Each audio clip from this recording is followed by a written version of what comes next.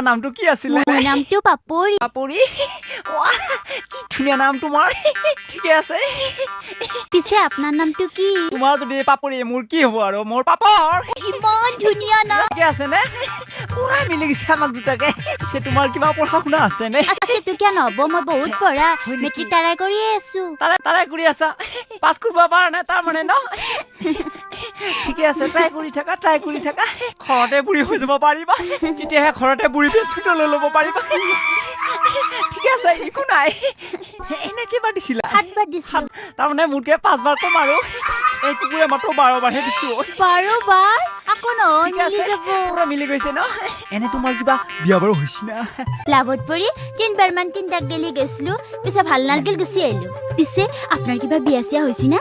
এনে হোৱাকে হোৱা নাছিলো আৰু। 3 জনী মান আনিছিলো আৰু ফাইনেন্সত, কিন্তু কিস্তি মাৰিব নোৱাৰিলো।